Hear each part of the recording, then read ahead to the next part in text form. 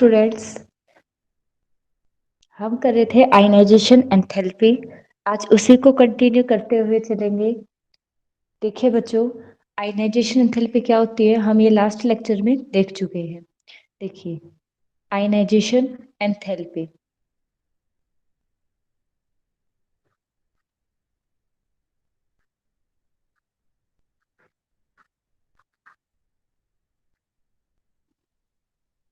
Ionization enthalpy क्या होती थी? It is the minimum amount of energy which is required to remove outermost electron from an isolated gaseous atom। कि किसी भी isolated gaseous atom से जब हमें क्या करवाना होता है, कोई एक इलेक्ट्रॉन रिमूव करवाना होता है, उसके लिए जो हम एनर्जी देते हैं उसको हम क्या बोलते हैं? आयनाइजेशन एंथैल्पी बोलते हैं। जैसे अपने पास कोई ये एक एटम है, आइसोलेटेड गैसियस एटम है, इधर से हमें क्या करना है? इलेक्ट्रॉन रिमूव करवाना है, तो इसको हम क्या करेंगे? आयनाइजेशन एंथैल्पी देंगे, तभी ये क्या कर सकता है? एक इलेक्ट्रॉन रिमूव करवा सकता है। ठीक है, इतनी बात क्लियर हुई। आज हमें जो टॉपिक पढ़ना था अपना, वो टॉपिक है trend of ionization enthalpy. Trend of ionization enthalpy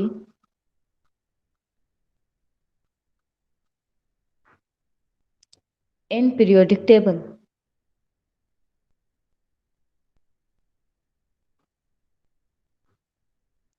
periodic table में आयनाइजेशन एंथैल्पी का क्या ट्रेंड रहेगा, आज हम ये डिस्कस करेंगे। तो देखिए, फर्स्ट जो हमें डिस्कस करना है that is along the period.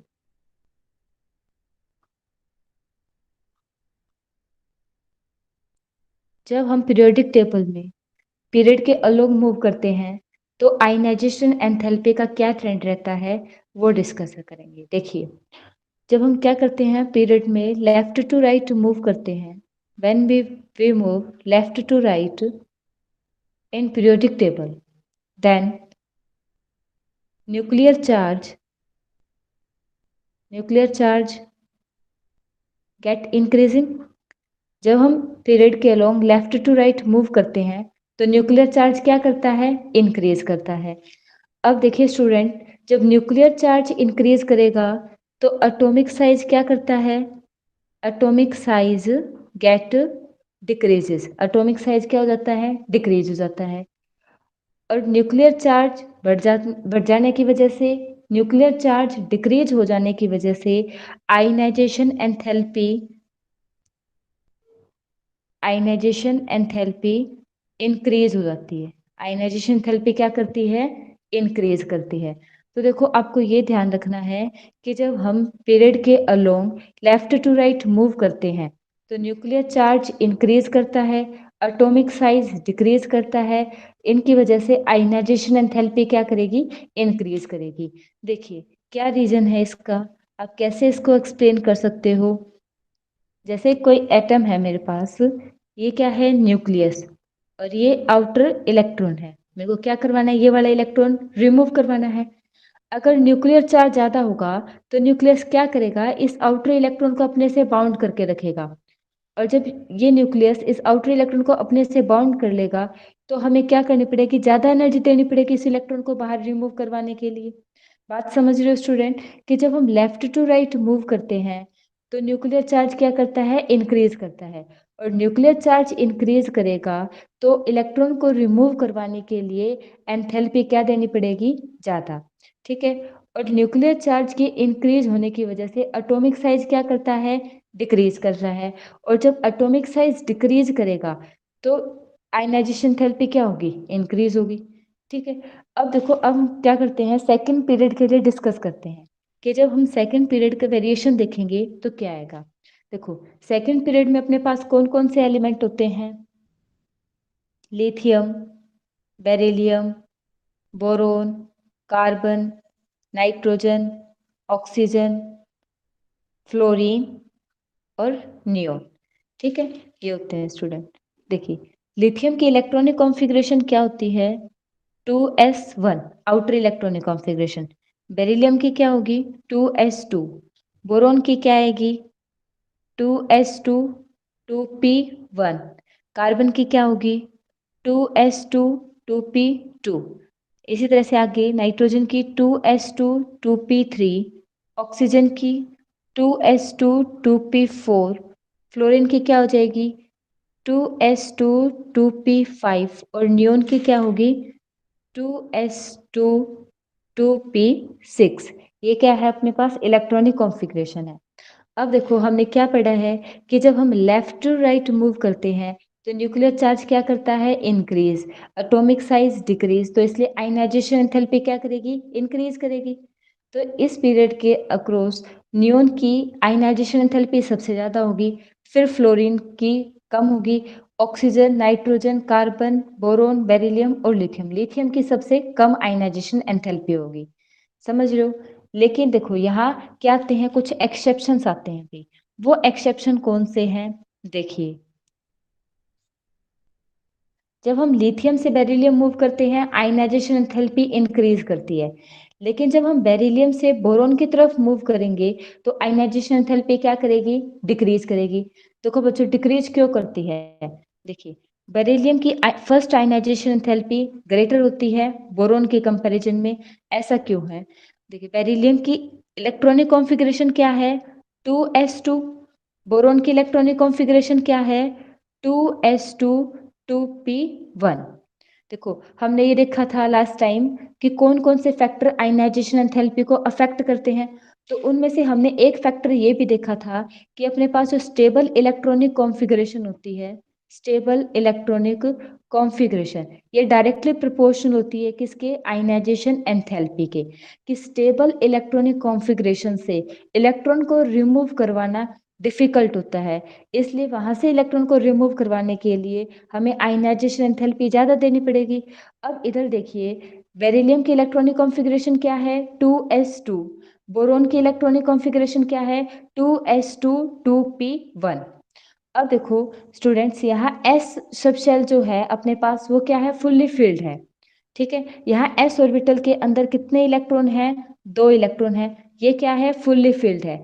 लेकिन यहाँ क्या है p ऑर्बिटल के अंदर कितने इलेक्ट्रॉन हैं 1 इलेक्ट्रॉन है आउटर में। तो ये जो कॉन्फ़िगरेशन है ये क्या है एक्स्ट्रा स्टेबल है भाई, ये क्या है थोड़ी हाईली स्टेबल है बोरोन के कंपैरिजन में। और हाईली स्टेबल इलेक्ट्रॉनिक कॉन्फ़िगरेशन से इलेक्ट्रॉन को रिमूव करवाना क्या होता है डिफिकल्ट होता है। यही रीजन है कि जो बेरिलियम होता है वो हायर आयनाइजेशन एंथैल्पी शो करता है बोरोन के कंपैरिजन में। बात समझ रहे हो। यहाँ s ऑर्बिटल के अंदर 2 इलेक्ट्रॉन प्रेजेंट होते हैं जिसकी वजह से ये highly stable electronic configuration show करता है, ठीक है। तो आप यही रीजन दोगे कि बेरिलियम जो होता है वो क्या शो करता है हाई आयनाइजेशन एंथैल्पी शो करता है बोरोन के कंपैरिजन में। अब देखो आगे जब आप बोरोन से कार्बन पे मूव करोगे तो आयनाइजेशन एंथैल्पी इंक्रीज करेगी, फिर कार्बन से नाइट्रोजन पे जाओगे आयनाइजेशन एंथैल्पी इंक्रीज करेगी। लेकिन जैसे आप नाइट्रोजन से ऑक्सीजन पे जाओगे तो एक एक्सेप्शन यहाँ आएगा। देखिए होना तो क्या चाहिए था इस रूल के अकॉर्डिंग ऑक्सीजन की आयनाइजेशन एंथैल्पी ज़्यादा होनी चाहिए थी नाइट्रोजन से, लेकिन ऐसा नहीं होता। नाइट्रोजन की फर्स्ट आयनाइजेशन एंथैल्पी ग्रेटर होती है ऑक्सीजन से, ये होता है भी। इसका क्या कारण है कि nitrogen higher ionization enthalpy show करता है ऑक्सीजन के कंपैरिजन में। तो देखिए स्टूडेंट इसका क्या रीजन होगा।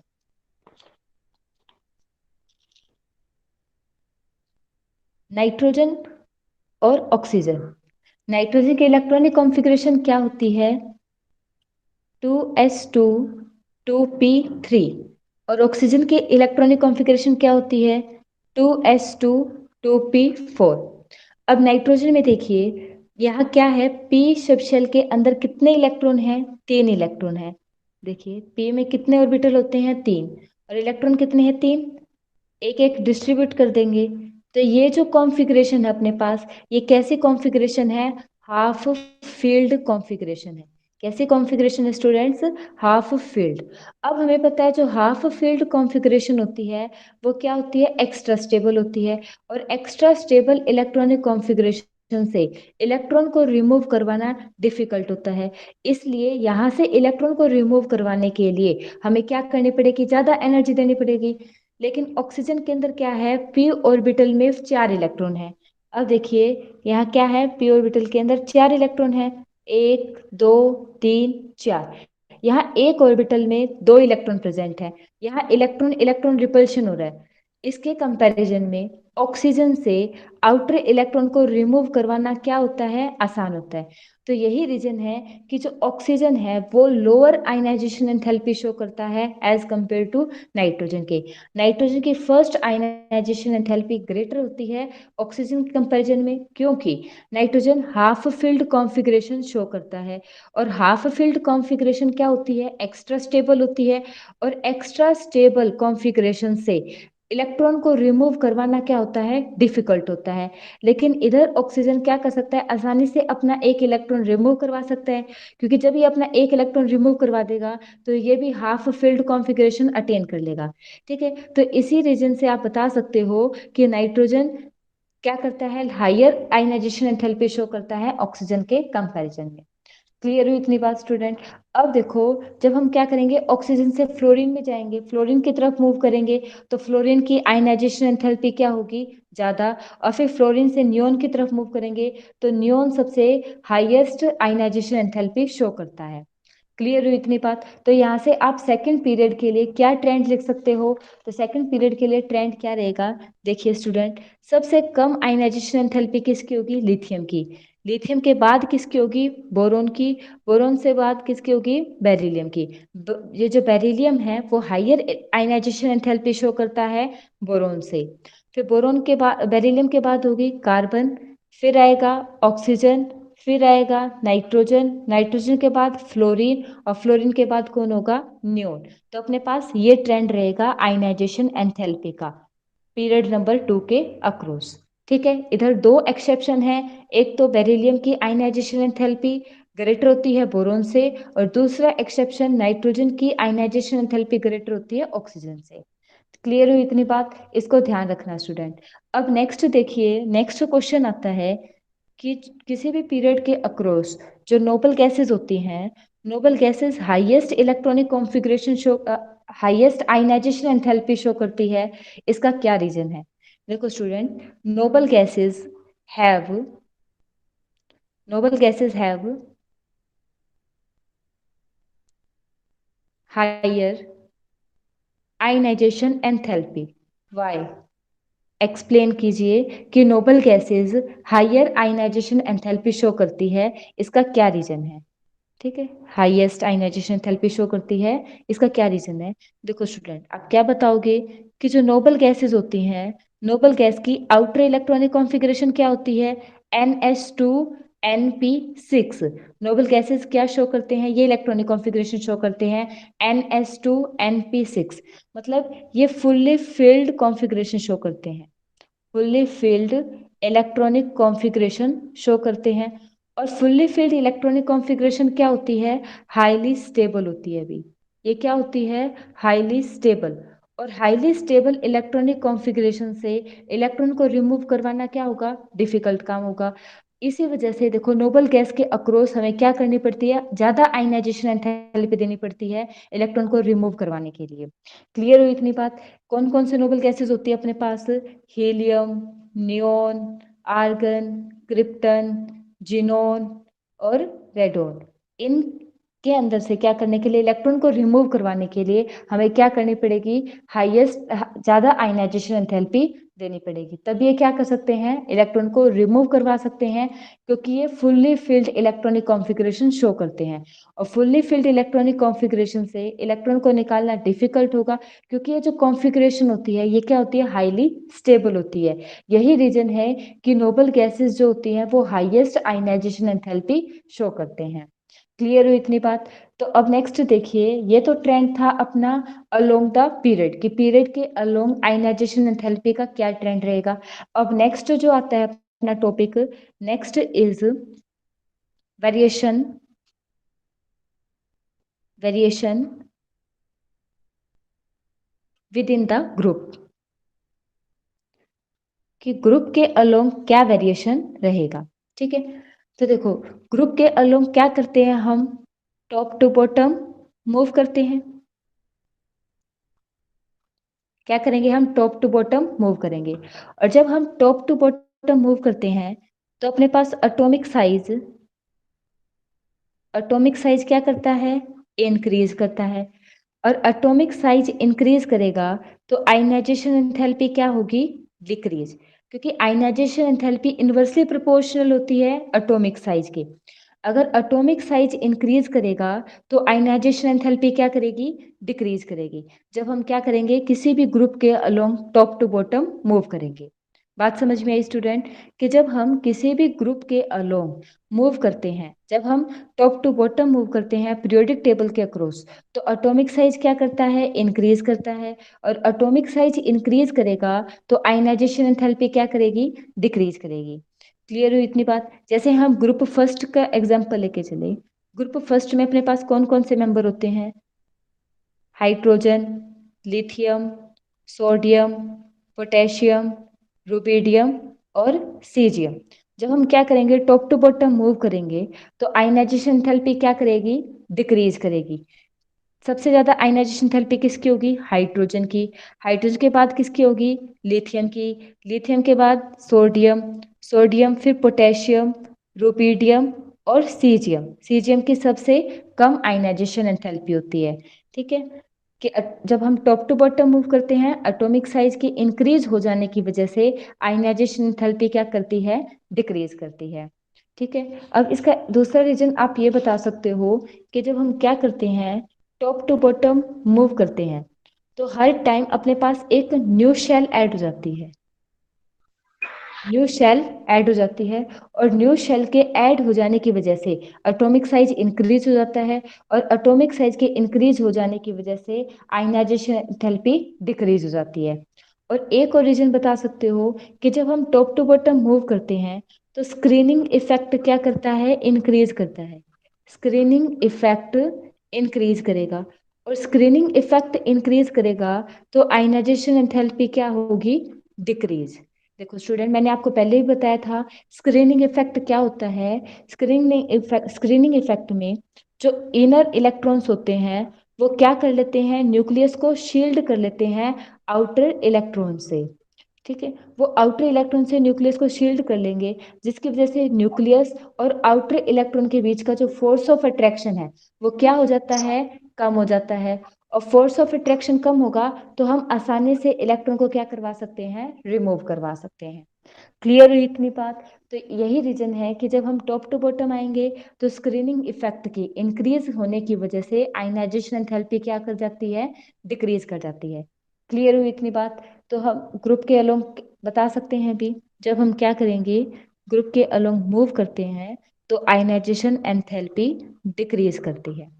ठीक है, अब जैसे ग्रुप नंबर 2 के लिए बताओ, beryllium, magnesium, calcium, strontium and barium. क्या ट्रेंड रहेगा यहाँ? जब हम टॉप टू बॉटम आते हैं आयनाइजेशन एंथैल्पी डिक्रीज करती है तो बेरिलियम की आयनाइजेशन एंथैल्पी सबसे ज़्यादा होगी, फिर किसकी होगी? मैग्नीशियम की, फिर कैल्शियम, फिर स्ट्रोंटियम और सबसे कम किसकी आयनाइजेशन एंथैल्पी होगी? बेरिलियम की। क्लियर हुई इतनी बात? ये अपने पास क्या था? आयनाइजेशन एंथैल्पी का ट्रेंड था ग्रुप के अलोंग। ठीक है, अब कुछ क्वेश्चंस है, आप उन क्वेश्चंस के आंसर देना। फर्स्ट क्वेश्चन ये है कि बताइए क्लोरीन और फ्लोरीन में से किसकी आयनाइजेशन एंथैल्पी ग्रेटर होती है? बताइए स्टूडेंट, क्लोरीन और फ्लोरीन में से किसकी आयनाइजेशन एंथैल्पी ग्रेटर होगी?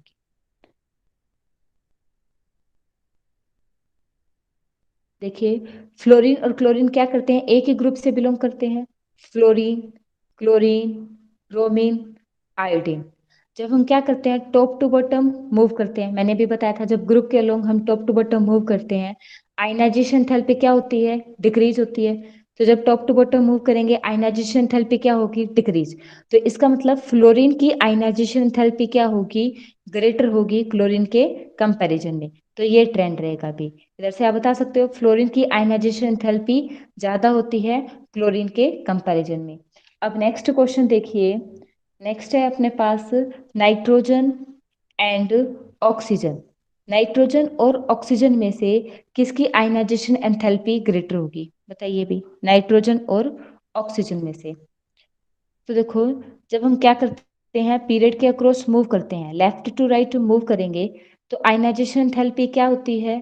इंक्रीज होती है, क्योंकि एटॉमिक साइज क्या कर जाता है? डिक्रीज हो जाता है। अब देखो लेफ्ट टू राइट मूव करेंगे, आयनाइजेशन एंथैल्पी इंक्रीज करेगी। तो इसका मतलब क्या है, अपने पास ऑक्सीजन की आयनाइजेशन एंथैल्पी ग्रेटर होगी नाइट्रोजन से, लेकिन ऐसा नहीं होता। अभी अभी हमने पढ़ा था कि अपने पास एक्सेप्शन होता है इधर, नाइट्रोजन की फर्स्ट आयनाइजेशन एंथैल्पी ऑक्सीजन के कंपैरिजन में क्या होती है, ग्रेटर होती है। ठीक है, इधर क्या था, एक्सेप्शन था नाइट्रोजन की हाफ फील्ड कॉन्फ़िगरेशन की वजह से। कर दोगे एक्सप्लेन इसको। अब नेक्स्ट क्वेश्चन देखिए, थर्ड, ये बताइए सोडियम और सोडियम आयन में से किसकी energy first ionization enthalpy greater होगी, बताइए। देखो स्टूडेंट, सोडियम में क्या है अपने पास, कितने इलेक्ट्रॉन है, 11, 2, 8, 1। ये इधर से इजिली क्या कर सकता है, अपना एक इलेक्ट्रॉन रिमूव करवा सकता है। लेकिन Na पॉजिटिव क्या है, ऑलरेडी इसके ऊपर क्या है, प्लस चार्ज है। इसने एक इलेक्ट्रॉन रिमूव करवा दिया, ये क्या बन गया, 2, 8। मतलब ये स्टेबल कॉन्फ़िगरेशन अटेन कर चुका है। इसके आउटर शेल के अंदर कितने इलेक्ट्रॉन है, 8 इलेक्ट्रॉन है।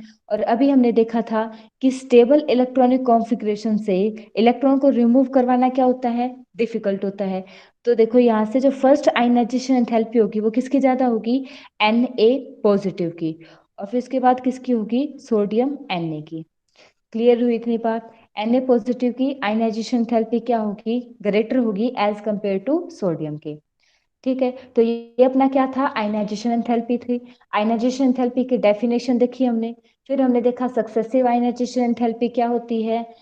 उसके बाद हमने कौन कौन से फैक्टर आयनाइजेशन एंथैल्पी को अफेक्ट करते हैं ये पढ़ा। और अब आज जो हमने पढ़ा था ये है variation of ionization enthalpy in the periodic table, कि पीरियोडिक टेबल में आयनाइजेशन एंथैल्पी का क्या ट्रेंड रहता है। अलोंग द पीरियड देखा हमने, आयनाइजेशन एंथैल्पी क्या करती है, इंक्रीज करती है। और ग्रुप के अलोंग आयनाइजेशन एंथैल्पी क्या करती है, डिक्रीज करती है। क्लियर हुई इतनी बात। अब अपना नेक्स्ट टॉपिक आता है, नेक्स्ट टॉपिक क्या है, electron gain enthalpy. Next topic है electron gain enthalpy.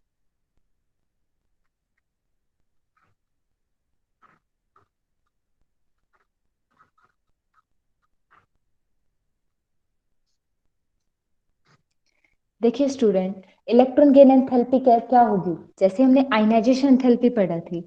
Ionization enthalpy में हमने क्या देखा था कि आउटर मोस्ट इलेक्ट्रॉन को रिमूव करवाने के लिए जो एनर्जी हमें देनी पड़ती है उसको हम क्या बोलते हैं, आयनाइजेशन एंथैल्पी बोलते हैं। अब इसी तरह से देखो इलेक्ट्रॉन गेन एंथैल्पी होती है।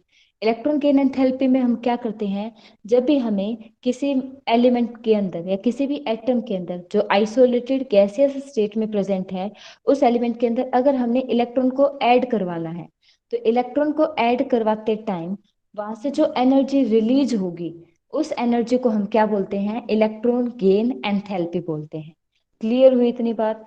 ठीक है, देखिए इलेक्ट्रॉन गेन एंथैल्पी क्या है कि कोई एलिमेंट गैसियस स्टेट में जब क्या करता है, इलेक्ट्रॉन को गेन करता है, उस टाइम जो एनर्जी बाहर रिलीज होती है उस एनर्जी को हम क्या बोलते हैं, इलेक्ट्रॉन गेन एंथैल्पी बोलते हैं।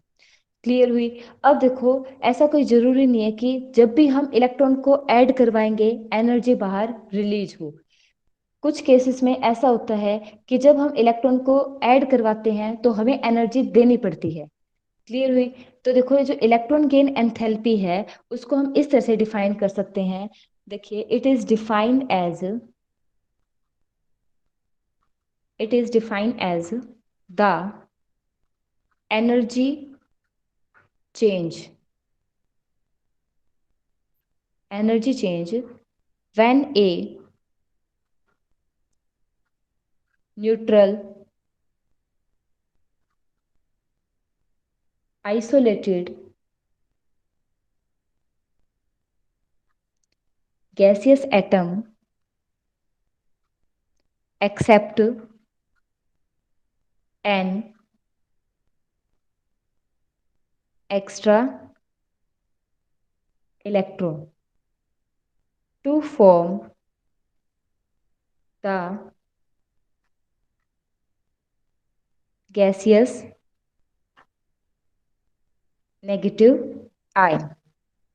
देखो स्टूडेंट, क्या होगी इलेक्ट्रॉन गेन एंथैल्पी? मैंने बताया कि जब भी कोई एलिमेंट, कोई भी एटम आइसोलेटेड होगा, गैसियस स्टेट में होगा, वो जब इलेक्ट्रॉन को एक्सेप्ट करेगा, उस टाइम जो एनर्जी का चेंज होगा, उसी एनर्जी को हम क्या बोलते हैं? इलेक्ट्रॉन गेन एंथैल्पी बोलते हैं। और जब कोई एलिमेंट इलेक्ट्रॉन को एक्सेप्ट करता है तो उसके ऊपर कौन सा चार्ज आ जाता है? नेगेटिव। ठीक है, तो देखो यही डेफिनेशन लिखा हुआ है कि it is defined as the energy change when a neutral isolated gaseous atom, कि जब कोई neutral isolated gaseous atom accept करता है an extra electron to form the gaseous negative ion, gaseous negative ion को फॉर्म करने के लिए जब कोई एलिमेंट एक एक्स्ट्रा इलेक्ट्रॉन को गेन करेगा, तो उस टाइम जो एनर्जी का चेंज आएगा, उसी एनर्जी चेंज को हम क्या बोलते हैं? इलेक्ट्रॉन गेन एंथैल्पी बोलते हैं। क्लियर हुई इतनी बात? अब देखिए इलेक्ट्रॉन गेन एंथैल्पी को हम कैसे रिप्रेजेंट करते हैं? इलेक्ट्रॉन गेन एंथैल्पी को रिप्रेजेंट किया जाता है डेल्टा ई जी एच। इस तरह से हम क्या करेंगे? इलेक्ट्रॉन गेन एंथैल्पी को रिप्रेजेंट करेंगे। ठीक है, यहाँ ई जी का मतलब क्या होता है? इलेक्ट्रॉन गेन, और एच का मतलब एंथैल्पी। इलेक्ट्रॉन गेन एंथैल्पी को हम इस तरह से क्या करते हैं? रिप्रेजेंट करते हैं। यूनिट क्या होगी इलेक्ट्रॉन गेन एंथैल्पी को मेजर करने के लिए? कौन कौन सी यूनिट का हम यूज करते हैं? तो यूनिट अपने पास इलेक्ट्रॉन वोल्ट पर एटम, इसका यूज करेंगे, या हम किलो जूल पर मोल, इस यूनिट का यूज करेंगे। ये क्या है? अपने पास यूनिट है इलेक्ट्रॉन गेन एंथैल्पी को मेजर करने के लिए। ठीक है, अब देखिए साइन की बात रही कि डेल्टा एच इधर नेगेटिव होगा या पॉजिटिव होगा। देखो डेल्टा एच नेगेटिव होगा या पॉजिटिव होगा, तो ये अपने पास क्या है? डिपेंड करता है प्रोसेस पे कि प्रोसेस कैसा है। अगर एनर्जी रिलीज होगी, अगर एनर्जी बाहर रिलीज होती है, तो डेल्टा एच की वैल्यू क्या आएगी? नेगेटिव। अगर हमने इलेक्ट एनर्जी को दिया दिया है, इलेक्ट्रॉन को एक्सेप्ट कराने के लिए हमें क्या करनी पड़ रही है? एनर्जी देनी पड़ रही है, तो अपने पास डेल्टा एच क्या होगी? पॉजिटिव। ठीक है, अगर हमने क्या दी है? एनर्जी को एब्जॉर्व करवाया भी, एनर्जी सिस्टम ने क्या की है? एब्जॉर्व की है, तो डेल्टा एच क्या होगी? पॉजिटिव। क्लियर हुई इतनी बात? ठीक है, तो जो इलेक्ट्रॉन गेन एंथैल्पी है वो नेगेटिव भी हो सकती है, पॉजिटिव भी हो सकती है। वो डिपेंड करता है सिस्टम पे कि अगर सिस्टम अगर एनर्जी रिलीज कर रहा है तो डेल्टा एच क्या होगी? नेगेटिव। अगर एनर्जी एब्जॉर्व हो रही है तो डेल्टा एच क्या होगी? पॉजिटिव। क्लियर हुई इतनी बात? ठीक है, अब नेक्स्ट देखिए, नेक्स्ट अपने पास क्या है? Successive ionization and successive electron gain enthalpy. Successive electron gain enthalpy. अब सक्सेसिव इलेक्ट्रॉन गेन एंथैल्पी क्या होती है? देखो स्टूडेंट, जैसे अपने पास क्या है? कोई ये आइसोलेटेड गैसियस एटम है, इसने क्या किया? एक इलेक्ट्रॉन को एक्सेप्ट किया, और एक इलेक्ट्रॉन को एक्सेप्ट करके इसने क्या बना दिया? एम नेगेटिव आयन बना दिया। ठीक है, इसने गैसियस नेगेटिव आयन का फॉर्मेशन कर दिया। अब ये जो एम नेगेटिव आयन है, ये क्या करेगा? अगेन एक और इलेक्ट्रॉन एक्सेप्ट करेगा, और ये किसका फॉर्मेशन कर देगा? M2 नेगेटिव का फॉर्मेशन हो जाएगा। तो देखो इस प्रोसेस के दौरान, जब इसने फर्स्ट इलेक्ट्रॉन को एक्सेप्ट किया, इस प्रोसेस के दौरान जो एनर्जी का चेंज आया वो अपने पास क्या है? डेल्टा ई जी एच है, ये है। बात समझ रहे हो? जब उसने सेकेंड टाइम क्या किया? इलेक्ट्रॉन को एक्सेप्ट किया, उस टाइम जो एनर्जी का चेंज आया, डेल्टा ई जी वन लिख देना इसको। सेकेंड टाइम क्या आएगा? डेल्टा ई जी एच टू, ये आएगा भी। ठीक है, सेकेंड अपने पास क्या होगी? Electron gain enthalpy. जैसे अपने पास आयनाइजेशन एंथैल्पी थी, सक्सेसिव आयनाइजेशन एंथैल्पी, कि एक इलेक्ट्रॉन को रिमूव करवाने के बाद जब हम सेकेंड, थर्ड और फोर्थ इलेक्ट्रॉन को रिमूव करवाते हैं, उनके लिए जो एनर्जी देते हैं उसको क्या बोलते थे? Successive ionization enthalpy. इसी तरह से इधर होगा सक्सेसिव इलेक्ट्रॉन गेन एंथैल्पी। जब कोई एलिमेंट एक इलेक्ट्रॉन को गेन करने के बाद दोबारा से सेकंड, थर्ड या फोर्थ इन इलेक्ट्रॉन को गेन करेगा, तो उनके अक्रॉस जो एनर्जी चेंज होगा उनको हम क्या बोलते हैं? सक्सेसिव इलेक्ट्रॉन गेन एंथैल्पी बोलते हैं। क्लियर हुई इतनी बात? जो फर्स्ट अपने पास इलेक्ट्रॉन गेन एंथैल्पी होगी वो क्या होगी? नेगेटिव। लेकिन जो सेकंड इलेक्ट्रॉन गेन एंथैल्पी होगी वो हमेशा क्या आएगी? पॉजिटिव होगी। देखिए स्टूडेंट, जो सेकंड इलेक्ट्रॉन गेन एंथैल्पी होती है वो पॉजिटिव क्यों होती है? देखो जब भी हमें क्या कराना पड़ेगा, सेकंड इलेक्ट्रॉन को ऐड करवाना पड़ेगा।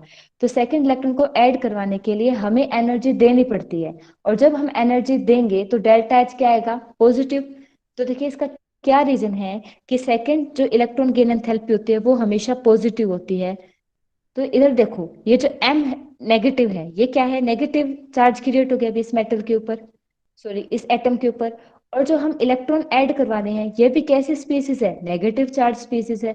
तो इधर क्या हो जाता है, नेगेटिव नेगेटिव के बीच में रिपल्शन हो जाता है अभी। और नेगेटिव नेगेटिव के बीच में रिपल्शन होने की वजह से इस आयन की टेंडेंसी नहीं होती कि वो एक एक्स्ट्रा इलेक्ट्रॉन और गेन कर सके। तो इसके अगेंस्ट काम करवाने के लिए हम क्या करते हैं, एनर्जी को देते हैं अभी। एनर्जी को एब्जॉर्ब करने के बाद ही ये सिस्टम क्या करेगा, इलेक्ट्रॉन को एक्सेप्ट करेगा। तो यही रीजन है कि अपने पास जो सेकंड इलेक्ट्रॉन गेन एंथैल्पी होती है वो क्या होती है, पॉजिटिव। बात समझ रहे हो, क्योंकि यहाँ जो न्यूक्लियर चार्ज होता है, न्यूक्लियर चार्ज क्या कर जाता है, डिक्रीज हो जाता है। न्यूक्लियर चार्ज क्या कर जाता है, डिक्रीज। और न्यूक्लियर चार्ज के डिक्रीज कर जाने की वजह से न्यूक्लियस की इतनी टेंडेंसी नहीं होती कि वो एक एक्स्ट्रा इलेक्ट्रॉन को और गेन कर सके। तो इलेक्ट्रॉन को दोबारा से ऐड करवाने के लिए हम क्या करते हैं, सिस्टम में एनर्जी देते हैं। और सिस्टम को एब्जॉर्ब करने के बाद ही क्या करेगा, ये जो एटम है एक्स्ट्रा इलेक्ट्रॉन को एक्सेप्ट करेगा। तो यही रीजन है कि अपने पास जो सेकंड इलेक्ट्रॉन गेन एंथैल्पी होती है वो क्या होती है, पॉजिटिव। जैसे हम एग्जाम्पल लेके चले, अगर हम एग्जाम्पल की बात करें तो अपने पास है क्लोरीन। क्लोरीन क्या है, गैसियस स्टेट में है। ये क्या करेगा, एक इलेक्ट्रॉन को एक्सेप्ट करेगा और क्या फॉर्म कर देगा, Cl नेगेटिव आयन फॉर्म कर देगा। अब इसके लिए जो फर्स्ट इलेक्ट्रॉन गेन एंथैल्पी होगी वो क्या आएगी, -349 किलो जूल पर मोल, ये आएगी भी। देखो फर्स्ट आयनाइजेशन एंथैल्पी क्या आई, नेगेटिव। लेकिन अगर हमने अब क्या करना है, इसी सिस्टम के अंदर एक इलेक्ट्रॉन और एक्सेप्ट करवाना है। अगर Cl नेगेटिव क्या करेगा, एक इलेक्ट्रॉन को और एक्सेप्ट करेगा, सॉरी रुकिए दूसरा एग्जांपल लेते हैं। ये तो एक इलेक्ट्रॉन और एक्सेप्ट करेगा ही नहीं, क्लोरीन तो सिर्फ एक ही इलेक्ट्रॉन एक्सेप्ट कर सकता है। सेकंड एग्जांपल देखिए, सेकंड एग्जांपल होगा अपने पास ऑक्सीजन का। ऑक्सीजन क्या करेगा, जब गैसियस स्टेट में ये एक इलेक्ट्रॉन को एक्सेप्ट करेगा तो किसका फॉर्मेशन करेगा, ओ नेगेटिव का फॉर्मेशन करेगा। और ये ओ नेगेटिव क्या करेगा, दोबारा से एक इलेक्ट्रॉन को और एक्सेप्ट करके क्या बना देगा, O2 नेगेटिव। ठीक है। अब इस प्रोसेस के दौरान, इस रिएक्शन के दौरान जो एनर्जी चेंज आया, डेल्टा EgH, वो कितना है, -141 किलो जूल पर मोल है।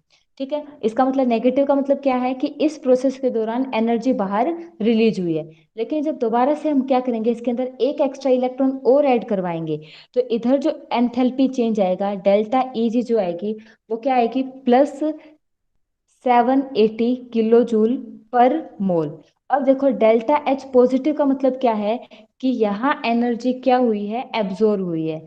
Energy is absorbed. ठीक है, इस सिस्टम ने क्या की है, एनर्जी को एब्जॉर्ब किया है। और एब्जॉर्ब करने के बाद ही इसने क्या किया है, इलेक्ट्रॉन को एक्सेप्ट किया है। तो ये बात आपको ध्यान रखनी है कि जो सक्सेसिव आयनाइजेशन थेरेपी होती है वो हमेशा क्या होती है, पॉजिटिव। फर्स्ट आयनाइजेशन थेरेपी क्या होगी, नेगेटिव होगी। क्लियर हुई इतनी बात। ठीक है, अब नेक्स्ट अपने पास टॉपिक आता है factor affecting electron gain enthalpy, कि कौन कौन से फैक्टर्स है जो इलेक्ट्रॉन गेन एंथैल्पी को अफेक्ट करते हैं। Factor affecting electron gain enthalpy, electron gain enthalpy को कौन कौन से फैक्टर अफेक्ट करेंगे, अब वो डिस्कस करते हैं हम वन बाय वन। तो देखिए फर्स्ट फैक्टर कौन सा होगा अपने पास, एटॉमिक साइज, कि एटॉमिक साइज कैसे इलेक्ट्रॉन गेन एंथैल्पी को अफेक्ट करता है। तो देखिए स्टूडेंट, एटॉमिक साइज कैसे अफेक्ट करेगा, अगर अपने पास एटम का साइज क्या है, स्मॉल है, तो ये जो स्मॉल एटम है ये क्या कर सकता है, आसानी से कोई इलेक्ट्रॉन बाहर रखा है उसको अपनी तरफ अट्रैक्ट करवा सकता है। अगर साइज स्मॉल होगा तो इलेक्ट्रॉन का जो एडिशन होगा वो आसानी से हो जाएगा, क्योंकि जो न्यूक्लियस है, ये न्यूक्लियस क्या कर सकता है, आसानी से आउटर ये जो बाहर इलेक्ट्रॉन रखा है उसको अपनी तरफ अट्रैक्ट करेगा और अपनी आउटर शेल के अंदर उसको क्या करवा लेगा, ऐड करवा लेगा।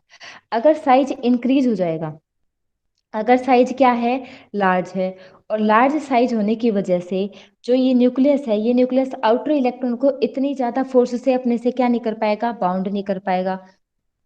मतलब न्यूक्लियस और इलेक्ट्रॉन के बीच में फोर्स ऑफ अट्रैक्शन क्या होगा, कम। और फोर्स ऑफ अट्रैक्शन के कम होने की वजह से इलेक्ट्रॉन गेन एंथैल्पी क्या हो जाएगी, डिक्रीज हो जाएगी, मतलब लेस नेगेटिव हो जाएगी। बात समझ रहे हो? इस प्रोसेस के लिए इलेक्ट्रॉन गेन एंथैल्पी क्या होगी, हाईली नेगेटिव होगी, मतलब यहाँ ज्यादा एनर्जी रिलीज होगी। लेकिन इस प्रोसेस के लिए अपने पास जो एनर्जी होगी वो क्या होगी, लेस नेगेटिव होगी। मतलब न्यूक्लियस की इतनी एफिनिटी नहीं है इस इलेक्ट्रॉन को क्या करने की, गेन करने की। बात समझ रहे हो? तो यहाँ पर कम एनर्जी क्या है, बाहर रिलीज होगी, तो इसलिए इलेक्ट्रॉन गेन एंथैल्पी की वैल्यू क्या हो जाएगी, लेस नेगेटिव। तो इधर से हमने क्या देखा कि जो एटॉमिक साइज है, atomic size is inversely proportional two electron gain enthalpy. कि एटॉमिक साइज क्या है, इलेक्ट्रॉन गेन एंथैल्पी के इनवर्सली प्रोपोर्शनल है। ठीक है, जब अपने पास एटॉमिक साइज क्या होगा, ज्यादा। एटॉमिक साइज जब ज्यादा होगा तो इलेक्ट्रॉन गेन एंथैल्पी क्या होगी, कम। और अगर एटॉमिक साइज कम होगा तो इलेक्ट्रॉन गेन एंथैल्पी क्या होगी, ज्यादा होगी। ठीक है, देखो आप इसको इस तरह से बता सकते हो, हाईली नेगेटिव का मतलब क्या है, इलेक्ट्रॉन गेन एंथैल्पी ज्यादा है, मतलब बाहर एनर्जी जो रिलीज हुई है वो ज्यादा अमाउंट में हुई है। लेस नेगेटिव का मतलब क्या है, कि बाहर जो एनर्जी रिलीज हुई है वो कम अमाउंट में हुई है। बात समझ रहे हो स्टूडेंट? जब एटॉमिक साइज क्या करेगा, इंक्रीज करेगा, तो इलेक्ट्रॉन गेन एंथैल्पी क्या करती है, डिक्रीज करती है, मतलब वो लेस नेगेटिव होती चली जाएगी। ठीक है, अब नेक्स्ट देखिए, सेकंड फैक्टर कौन सा अफेक्ट करता है इलेक्ट्रॉन गेन एंथैल्पी को, न्यूक्लियर चार्ज। अब न्यूक्लियर चार्ज देखो कैसे अफेक्ट करेगा, न्यूक्लियर चार्ज डायरेक्टली प्रोपोर्शनल होगा इलेक्ट्रॉन गेन एंथैल्पी के। Nuclear charge is directly proportional two electron gain enthalpy. जब न्यूक्लियर चार्ज ज्यादा होगा तो न्यूक्लियस की आउटर इलेक्ट्रॉन को एक्सेप्ट करने की टेंडेंसी क्या होगी, ज्यादा। और जब एटम क्या करेगा, इलेक्ट्रॉन को एक्सेप्ट कर लेगा तो एनर्जी बाहर रिलीज होगी, जिसको हम क्या बोलते हैं, इलेक्ट्रॉन गेन एंथैल्पी। तो उसका अमाउंट भी क्या होगा, ज्यादा। बात समझ रहे हो? देखो जैसे अपने पास क्या है, ये स्मॉल एटम है, और स्मॉल एटम का न्यूक्लियर चार्ज क्या होगा, ज्यादा। और ये क्या कर सकता है, आउटर इलेक्ट्रॉन को आसानी से अपने से बाउंड करके रख सकता है भी। इस न्यूक्लियस का आउटर इलेक्ट्रॉन से जो फोर्स ऑफ अट्रैक्शन होगा वो ग्रेटर होगा, क्योंकि यहाँ न्यूक्लियर चार्ज क्या है, ज्यादा है, और इनके बीच का फोर्स ऑफ अट्रैक्शन ज्यादा होगा। तो ये आसानी से क्या कर सकता है, इस आउटर इलेक्ट्रॉन को एक्सेप्ट कर सकता है। और ये आउटर इलेक्ट्रॉन को एक्सेप्ट करेगा तो यहाँ जो इलेक्ट्रॉन गेन एंथैल्पी होगी वो क्या होगी, हाईली नेगेटिव होगी। ठीक है, और ऐसे एटम जहां न्यूक्लियर चार्ज कम होगा तो उनकी एफिनिटी नहीं होती इलेक्ट्रॉन को क्या करने की, बाउंड करने की। तो इसलिए वहां इलेक्ट्रॉन गेन एंथैल्पी क्या होती है, लेस नेगेटिव होती है। इतनी बात क्लियर हुई? Nuclear charge electron gain enthalpy को कैसे अफेक्ट करता है, जब न्यूक्लियर चार्ज इंक्रीज होगा तो इलेक्ट्रॉन गेन एंथैल्पी क्या होगी, इंक्रीज होगी। क्लियर हुई इतनी बात? अब थर्ड फैक्टर कौन सा अफेक्ट करता है इलेक्ट्रॉन गेन एंथैल्पी को, तो थर्ड फैक्टर देखिए। थर्ड फैक्टर रहेगा अपने पास इलेक्ट्रॉनिक कॉन्फ़िगरेशन।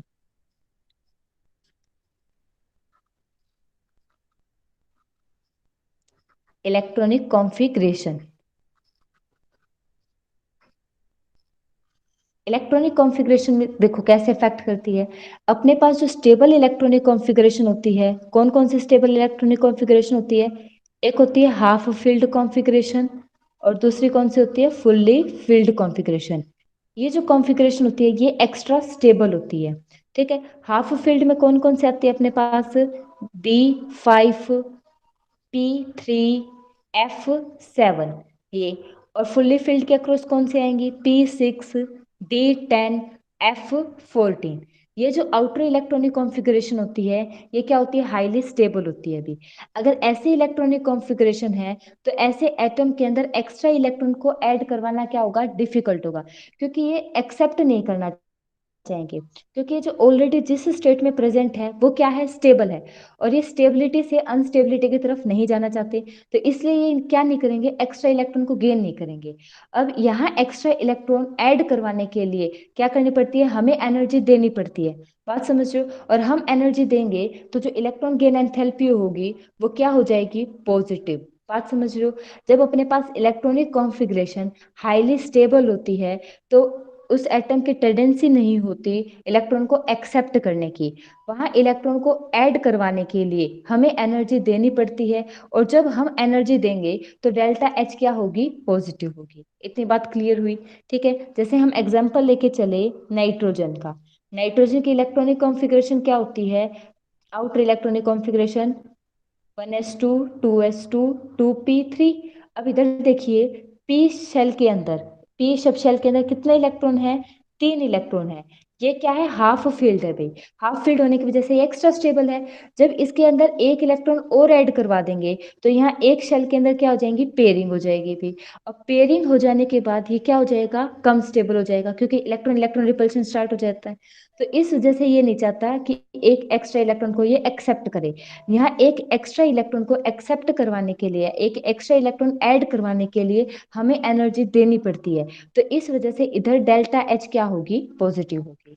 इतनी बात क्लियर हुई? Electron gain and electronic configuration कैसे अफेक्ट करती है इलेक्ट्रॉन गेन एंथैल्पी को? तो जो स्टेबल इलेक्ट्रॉनिक कॉन्फ़िगरेशन होगी वो इलेक्ट्रॉन को एक्सेप्ट करना नहीं चाहेगी, तो इसलिए डेल्टा एच यहाँ क्या होगा, पॉजिटिव होगा।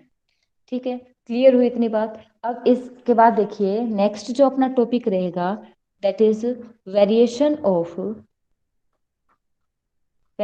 Of electron gain enthalpy, electron gain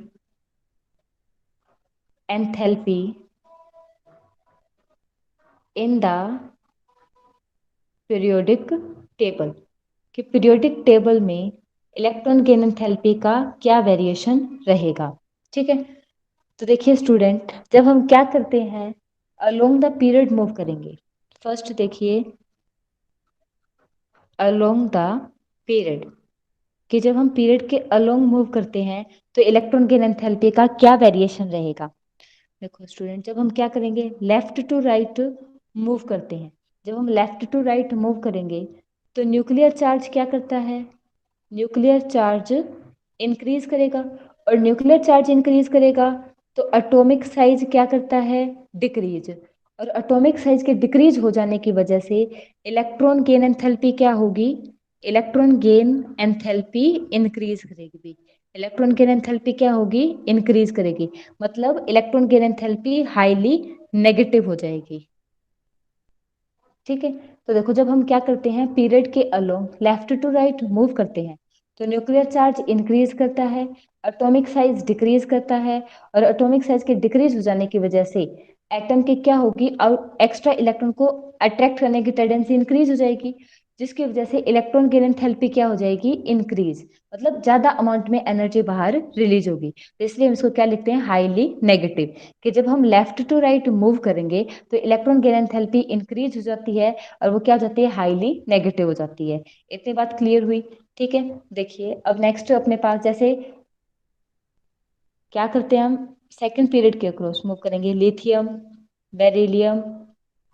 second period का एग्जांपल लेके चलते हैं, lithium, beryllium, boron, carbon, nitrogen, oxygen, fluorine. ठीक है, अब इधर देखिए, जब हम लेफ्ट टू राइट मूव करेंगे इलेक्ट्रॉन गेन एंथैल्पी क्या कर रही है, इंक्रीज कर रही है, मतलब सबसे ज्यादा जो इलेक्ट्रॉन गेन एंथैल्पी होगी वो किसकी होगी, फ्लोरीन की। ठीक है, फिर उसके बाद किसकी होगी, ऑक्सीजन की। नाइट्रोजन क्या शो करता है, एक्सेप्शन शो करता है। बेरिलियम क्या शो करता है, एक्सेप्शन शो करता है भी। ठीक है, इन सब के लिए जो इलेक्ट्रॉन गेन एंथैल्पी होगी वो क्या होगी, नेगेटिव। ये क्या करेंगे, एनर्जी को बाहर रिलीज करेंगे। लेकिन नाइट्रोजन और बेरिलियम, इनकी इलेक्ट्रॉन गेन एंथैल्पी क्या होती है, पॉजिटिव होती है भी। इसका क्या रीजन है कि बेरिलियम और nitrogen positive electron gain enthalpy show करते हैं, क्योंकि इनकी जो इलेक्ट्रॉनिक कॉन्फ़िगरेशन होती है वो क्या होती है, स्टेबल होती है। नाइट्रोजन क्या शो करता है, हाफ फील्ड कॉन्फ़िगरेशन शो करता है भी, और हाफ फील्ड कॉन्फ़िगरेशन क्या होती है, एक्स्ट्रा स्टेबल होती है। और एक्स्ट्रा स्टेबल इलेक्ट्रॉनिक कॉन्फ़िगरेशन की वजह से नाइट्रोजन की टेंडेंसी नहीं होती कि वो एक एक्स्ट्रा इलेक्ट्रॉन को गेन करे। क्लियर हुई इतनी बात? तो यही रीजन है कि जो नाइट्रोजन होता है, नाइट्रोजन की इलेक्ट्रॉन गेन एंथैल्पी क्या होती है, पॉजिटिव। और बेरिलियम में भी क्या होता है, बेरिलियम में 2s2 यहाँ एस सब शेल में क्या होते हैं, 2 इलेक्ट्रॉन प्रेजेंट होते हैं। यहाँ एस सब शेल क्या है, फुल्ली फिल्ड है, और फुल्ली फिल्ड होने की वजह से इसकी भी टेंडेंसी नहीं होती एक्स्ट्रा इलेक्ट्रॉन को गेन करने की। क्लियर हुई इतनी बात? तो यही रीजन है कि बेरिलियम और नाइट्रोजन ये दोनों क्या करते हैं, positive electron gain enthalpy show करते हैं। अदर जो मेंबर होंगे वो क्या शो करेंगे, negative electron gain enthalpy show करेंगे।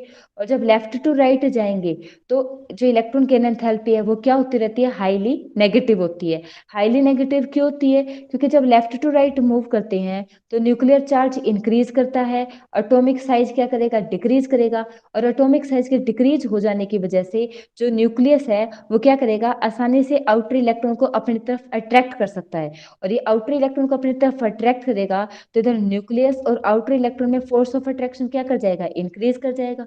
और फोर्स ऑफ अट्रैक्शन के इंक्रीज हो जाने की वजह से यहाँ इलेक्ट्रॉन गेन एंथैल्पी क्या हो जाएगी, हाईली नेगेटिव हो जाएगी। इतनी बात क्लियर हुई? अब एक क्वेश्चन आता है इधर से, वो क्वेश्चन और देखिए।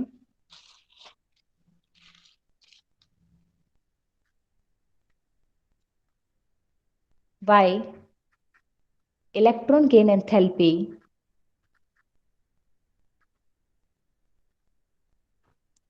electron gain enthalpy of noble gases are positive। कि जो नोबल गैसेस होती है उनकी इलेक्ट्रॉन गेन एंथैल्पी पॉजिटिव क्यों होती है, एक्सप्लेन कीजिए। देखो इसकी एक्सप्लेनेशन आप कैसे दे सकते हो, नोबल गैसेस की इलेक्ट्रॉनिक कॉन्फ़िगरेशन क्या होती है, NH2 NP6, ये इलेक्ट्रॉनिक कॉन्फ़िगरेशन होती है अभी। और ये इलेक्ट्रॉनिक कॉन्फ़िगरेशन क्या होती है, हाईली स्टेबल होती है। ये क्या होती है, देखो फुल्ली फिल्ड कॉन्फ़िगरेशन है, फुल्ली फिल्ड कॉन्फ़िगरेशन है। और जो फुल्ली फिल्ड कॉन्फ़िगरेशन होती है ये क्या होती है, एक्स्ट्रा स्टेबल होती है अभी, एक्स्ट्रा स्टेबल। और एक्स्ट्रा स्टेबल हो जाने की वजह से इसकी टेंडेंसी नहीं होती कि बाहर से ही आउटर इलेक्ट्रॉन को क्या करे, गेन करे। ठीक है, इसकी आउटर इलेक्ट्रॉन को एक्सेप्ट करने की टेंडेंसी नहीं होती। ठीक है, इस वजह से ये क्या करती है, इलेक्ट्रॉन गेन एंथैल्पी को पॉजिटिव शो करती है। देखो पॉजिटिव क्यों होगी, अब ये रीजन देखो, इसकी टेंडेंसी नहीं होती इलेक्ट्रॉन को एक्सेप्ट करने की। अगर हम इलेक्ट्रॉन को एक्सेप्ट करवाते भी, मतलब इलेक्ट्रॉन को हम क्या कर रहे हैं, ऐड करवा रहे हैं। अब इलेक्ट्रॉन को ऐड करवाने के लिए इनके पास क्या होना चाहिए, नया शेल होना चाहिए। क्योंकि इनका जो शेल है वो क्या है, फुल्ली फिल्ड है। अब उसके लिए क्या करना पड़ेगा, यहाँ एक नया शेल ऐड करवाना पड़ेगा। और उस नए शेल के अंदर क्या करवाना पड़ेगा, इलेक्ट्रॉन ऐड करवाना पड़ेगा। तो इसके लिए हमें एनर्जी देनी पड़ेगी। और जब हम एनर्जी को देते हैं तो इलेक्ट्रॉन गेन एंथैल्पी क्या होती है, पॉजिटिव होती है। इतनी बात क्लियर हुई? जैसे हम नियोन की अगर बात करते हैं तो नियोन की इलेक्ट्रॉनिक कॉन्फ़िगरेशन, एटॉमिक नंबर कितना होता है, 10। इसकी इलेक्ट्रॉनिक कॉन्फ़िगरेशन क्या होगी, 1s2 2s2 2p6 ये होगी। फर्स्ट शेल में कितने इलेक्ट्रॉन हैं, 2। सेकंड शेल में कितने इलेक्ट्रॉन हैं, 8। और ये जो सेकंड शेल है वो क्या है, फुल्ली फिल्ड है। अब इसके पास स्पेस ही नहीं है कि वो इस शेल के अंदर एक्स्ट्रा इलेक्ट्रॉन ऐड करवा सके। अगर ये एक्स्ट्रा इलेक्ट्रॉन को लेना भी चाहेगी तो इसके पास क्या होना चाहिए, थर्ड शेल होनी चाहिए। तो अब एक्स्ट्रा इलेक्ट्रॉन को ऐड करवाने के लिए एक नई शेल को क्या करवाना पड़ेगा, इधर इंट्रोड्यूस करवाना पड़ेगा। उसके अंदर हम क्या करवाएंगे, इलेक्ट्रॉन को ऐड करवाएंगे। तो उसके लिए जो हमें एनर्जी देनी पड़ेगी वो ज़्यादा अमाउंट में देनी पड़ेगी। तो इसीलिए हम क्या बोलते हैं कि जो नोबल गैसेस होती हैं उन नोबल गैसेस की इलेक्ट्रॉनिक जो इलेक्ट्रॉन गेन एंथैल्पी होती है वो क्या होती है, हाईली पॉजिटिव होती है। क्लियर हुई इतनी बात? क्या रीजन बताओगे इसका? फर्स्ट ऑफ ऑल तो नोबल गैसेस की इलेक्ट्रॉनिक कॉन्फ़िगरेशन फुल्ली फिल्ड होती है, जो क्या होती है, एक्स्ट्रा स्टेबल होती है। उनकी टेंडेंसी नहीं होती इलेक्ट्रॉन को एक्सेप्ट कराने की। सेकंड, उनके पास जो शेल होता है वो क्या होता है, कंप्लीटली फिल होता है। कंप्लीटली फिल होने की वजह से अगर उनको एक इलेक्ट्रॉन ऐड भी करवाना पड़ेगा तो उसके लिए क्या करनी पड़ेगी, एक नई शेल आएगी। उस नई शेल के अंदर क्या करेंगे, वो इलेक्ट्रॉन को एक्सेप्ट करेंगे। ठीक है, तो यही रीजन है कि जो नोबल गैसेस होते हैं वो क्या करते हैं, positive electron gain enthalpy show करते हैं। ठीक है, अब नेक्स्ट एक क्वेश्चन और आता है इधर से, why halogen have the most negative electron gain enthalpy, electron gain enthalpy. कि जो हैलोजन होते हैं उनकी सबसे ज्यादा नेगेटिव इलेक्ट्रॉन गेन एंथैल्पी होती है। इसका क्या रीजन है? तो ये स्टूडेंट्स आप खुद सर्च करके लाना, खुद देखना आप इस क्वेश्चन का आंसर क्या होगा। अगर आपसे हो जाता है तो ओके, अगर नहीं होता तो हम इस क्वेश्चन को कल डिस्कस करेंगे। आज के लिए अपना इतना इनफ है। आप अच्छे से पढ़ना। आयनाइजेशन एंथैल्पी की है हमने आज। आयनाइजेशन एंथैल्पी का ट्रेंड देखा था कि पीरियड के अलोंग क्या होता है, ग्रुप के अलोंग क्या होता है। ठीक है, फिर हमने यहाँ ये देखा था कि जो नोबल गैसेज होती है वो हाईएस्ट आयनाइजेशन एंथैल्पी शो करती है। इसका क्या रीजन है, आप इसको अच्छे से पढ़ना। तो इसके बाद हमने आज इलेक्ट्रॉन गेन एंथैल्पी स्टार्ट की थी। इलेक्ट्रॉन गेन एंथैल्पी क्या होती है, उनको कौन कौन से फैक्टर अफेक्ट करते हैं, और इलेक्ट्रॉन गेन एंथैल्पी का क्या वेरिएशन होता है। हम वेरिएशन अलोंग द पीरियड पढ़ चुके हैं। कल आप ये क्वेश्चन का आंसर देख के लाओगे, और कल हम करेंगे कि ग्रुप के अक्रॉस इलेक्ट्रॉन गेन एंथैल्पी का क्या वेरिएशन रहेगा। और कल अपना लास्ट टॉपिक होगा इस यूनिट का इलेक्ट्रोनेगेटिविटी। उसके बाद ये यूनिट कंप्लीट हो जाएगी, तो आप इसको अच्छे से पढ़ो। इसमें कोई भी प्रॉब्लम आए आप मुझसे डिस्कस कर सकते हो। Okay, thank you student. यही ऑफ करते हैं अपनी क्लास।